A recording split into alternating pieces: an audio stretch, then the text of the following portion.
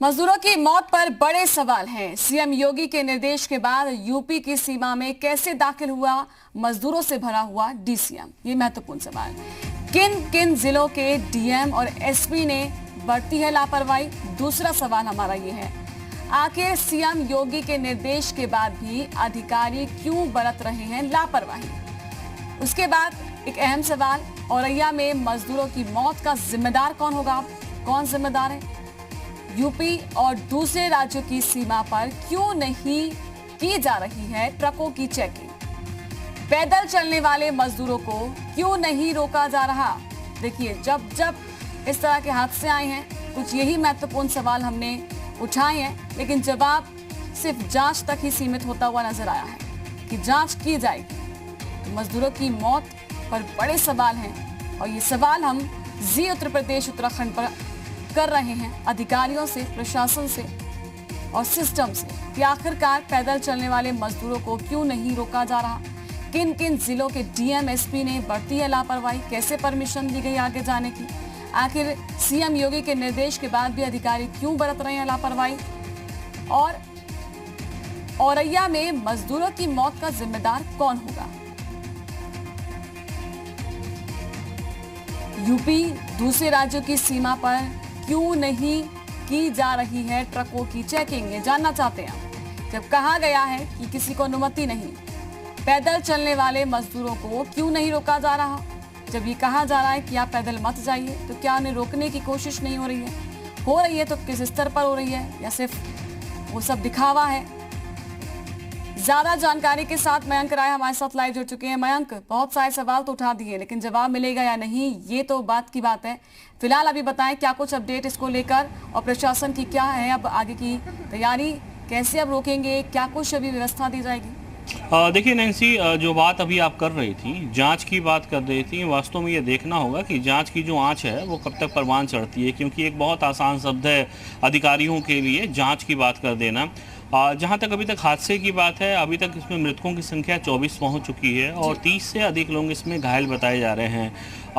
जो भी मृतक हैं उसमें जो अधिकतर लोग हैं वो जो गोरखपुर का उसके आसपास देवरिया, बस्ती, महाराजगंज का जो इलाका है वहाँ के रहने वाले हैं। कुछ लोग बिहार से भी हैं, क्योंकि गोरखपुर के बाद बिहार का जो बॉर्डर है वो शुरू हो जाता है, बिहार वहाँ से लग जाता है। गोरखपुर से जब आप कुशीनगर की तरफ आगे बढ़ते हैं, फिर वहाँ से आगे बिहार शुरू हो जाता है। तो ये लोग जो इस डीसीएम ट्रक में सवार थे, कई लोगों को गोरखपुर से होते हुए कई लोगों को बिहार तक जाना था। देखिए नैन्सी, जो सबसे बड़ा सवाल है वो ये है, आप जो उठा रही थी, निश्चित तौर पे बहुत बड़ा सवाल है कि वास्तव में जब ये बॉर्डर पे जो चेकिंग की बात की जा रही है, बॉर्डर पे जो अलर्टनेस की बात की जा रही है, वो कहाँ थी?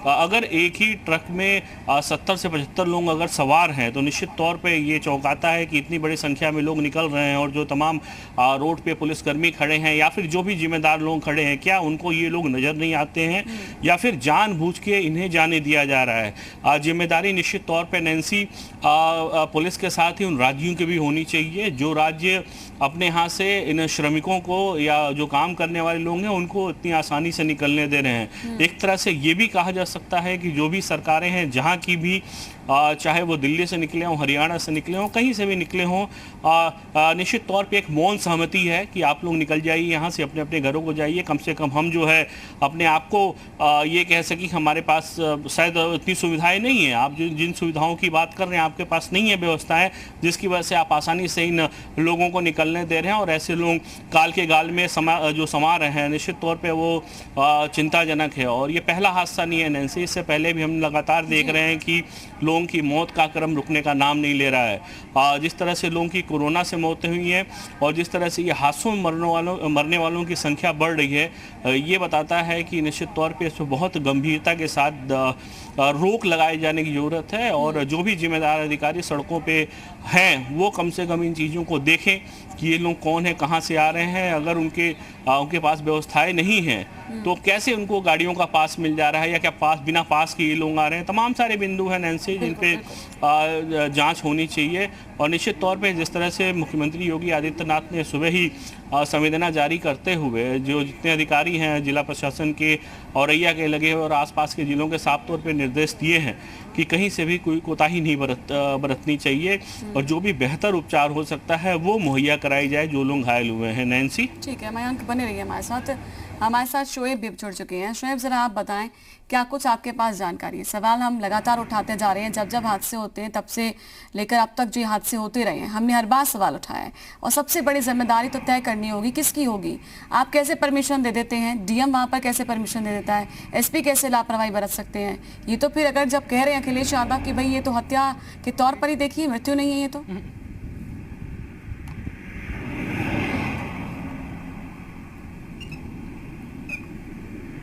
शोएब,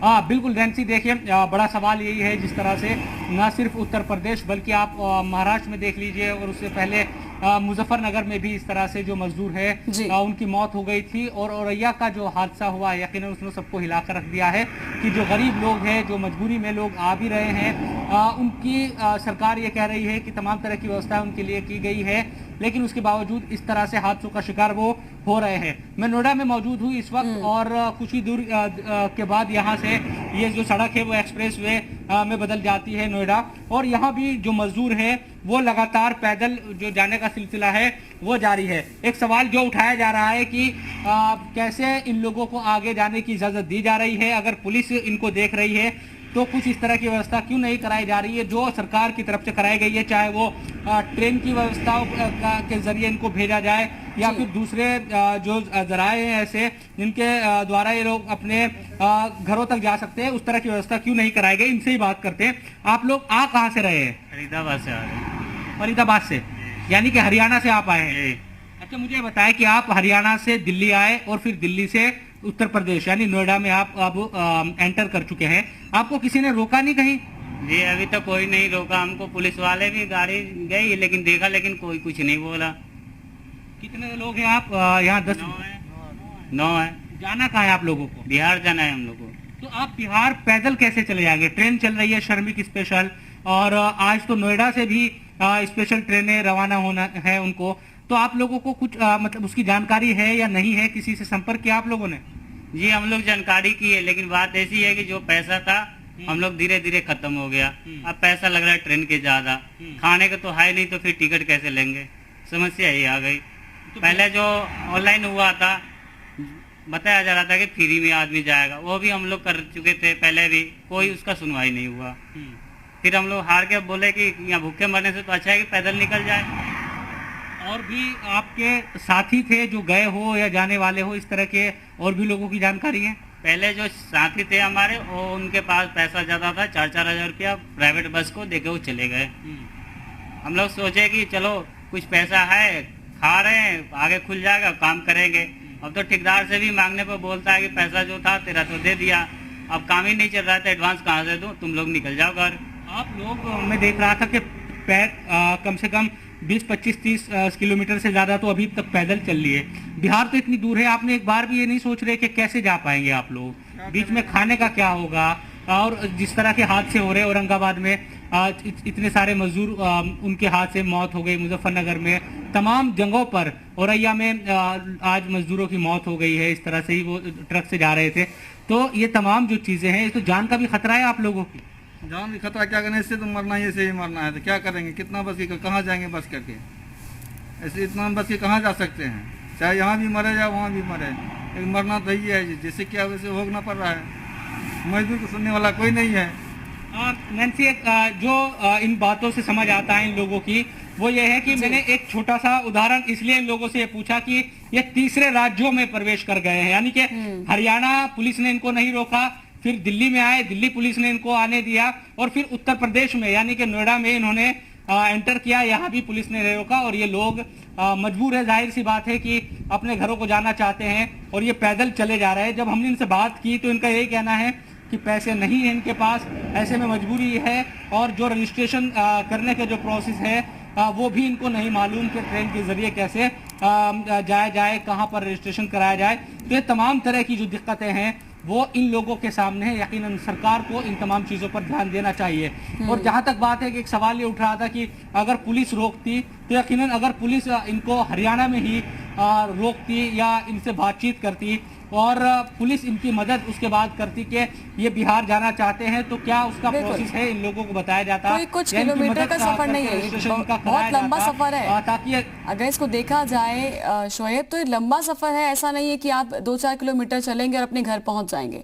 मैं वापस आती हूँ आपके पास, नवीन भी हमारे साथ जुड़ चुके हैं। नवीन, आपके पास क्या कुछ जानकारी इसको लेकर, क्योंकि अभी शोएब ने जिन मजदूरों से, प्रवासी मजदूरों से बात की, उनका साफ कहना है कि भाई देखिए जो पैसे थे वो खत्म हो चुके हैं, अब मरना यहाँ पे भी है, मरना वहां पर भी है। ऐसी सोच है इनकी, क्योंकि एक उम्मीद टूटती हुई दिखाई दे रही है इनको। इन्होंने कहा रजिस्ट्रेशन करवाया लेकिन वहां कोई सुविधा नहीं मिल रही है। तो क्या कुछ सिर्फ बातें हैं वो हवाई साबित हो रही हैं? जी बिल्कुल, चूँकि मैं भी NH-31 पे मौजूद हूँ और ये NH जो सीधे लखनऊ की तरफ जाता है, वहाँ पर इक्का दुक्का संख्या में आप देख सकते हैं साइकिल से मजदूर आते हुए दिख जा रहे हैं कि जो साइकिलों से अपने घरों पर दूर दराज से आ रहे हैं। क्योंकि हमने भी बात की मजदूरों से, तो मजदूरों का ये साफ कहना था कि जो दावे सरकार की तरफ से हो रहे हैं कि मजदूरों के लिए तमाम व्यवस्थाएं की जा रही है, रजिस्ट्रेशन कराए जा रहे हैं, ट्रेन की सुविधा दी जा रही है, लेकिन उन दावों पर मजदूरों की हकीकत कुछ ज़्यादा ही बयां कर रही है, दावों को झूठा साबित कर रही है। मजदूरों का सीधा करना है कि कोई किसी तरह का रजिस्ट्रेशन तो जरूर कराया जा रहा है, लेकिन उनको सुविधा नहीं दी जा रही है कि वो अपने घर पर पहुँचें, समय से पहुँचें और बस द्वारा या ट्रेन द्वारा पहुँचें। हालांकि जो मजदूर हमसे मिले थे वो सीधे NH-2 जो इलाहाबाद से दिल्ली से और कलकत्ता के लिए जाता है, उस पर बड़ी संख्या में मजदूर देखे गए थे जो ट्रकों के ऊपर लद के जा रहे थे। कोई मजदूर पैदल जा रहे थे, जिनके पैरों में छाले पड़े हुए थे। उनका ये कहना था कि उनकी कंपनी से निकाला जा चुका है, पैसे जो उनके पास थे वो ख़त्म हो चुके हैं, जो खाने की व्यवस्था थी वो ख़त्म हो चुकी, घर से वो पैसे मंगा के अब खा रहे हैं और वापस जाने की व्यवस्था किए हुए हैं। साइकिल से जो मजदूर जा रहे थे उनका ये साफ तरह से कहना था कि जो व्यवस्थाएं प्रशासन कर रहा है उनकी दावे तो अलग कर रहा है, लेकिन हकीकत कुछ और है। किसी तरह की किसी मजदूर को व्यवस्था नहीं दी जा रही है। हर अधिकारी से बात करने पर यही हो रहा है कि आपको भेजा जाएगा, लेकिन भेजने की व्यवस्था अधिकारी द्वारा नहीं सुनिश्चित की जा रही है, जिस वजह से बड़ी संख्या में मजदूर पलायन कर रहे हैं। जो मजदूर आ रहे हैं वो ये राजस्थान से चल के आ रहे हैं। इसके साथ ही बड़ी संख्या में मुंबई से जो मजदूर हैं वो वाराणसी के हाईवे पर देखने को मिल रहे हैं। तो मजदूरों का सीधे आरोप है कि अगर वो वहाँ पर रहें तो भूखे मर जाएंगे, इस वजह से वो अपने घर की तरफ आ रहे हैं कि घर पहुँच के मरे तो बेटा। जब मुख्यमंत्री निर्देशित कर चुके हैं अधिकारियों को कि उन्हें कोई भी लापरवाही नहीं बरतनी है, तो लापरवाही क्यों बरती जा रही है? मयंक, एक महत्वपूर्ण चीज है, जब सीएम ने खुद कहा है अधिकारियों को कि भाई आप लोग अलर्ट रहिए, कहाँ कमी है? फिर एसपी ने बरती है लापरवाही, डीएम बरत रहे हैं लापरवाही, वहां पर मौजूद पुलिस अधिकारी जो हैं ड्यूटी पर तैनात अलग अलग जिलों के हिसाब से वो बरत रहे हैं। क्या चल रहा है फिर? हाँ बिल्कुल नैन्सी, देखिए कहीं ना कहीं लापरवाही तो बढ़ती जा रही है और यही वजह है कि इस तरह के हादसे सामने आ रहे हैं। और कई जगहों पे आपने देखा होगा कि भूख प्यास की वजह से भी रास्ते में जो श्रमिक हैं वो मौत के शिकार हुए हैं। निश्चित तौर पे जो जिम्मेदार अधिकारी हैं, चाहे वो जिले के डीएम हो या पुलिस कप्तान हो या फिर जो सरकारी महकमे से जुड़े तमाम लोग हैं जिनको ये जिम्मेदारी सौंपी गई है, वो कहीं ना कहीं अब अपनी जिम्मेदारी से पीछे हटते हुए नजर आ रहे हैं, बचते हुए नजर आ रहे हैं, जिसकी वजह से इस तरह के हादसे हो रहे हैं।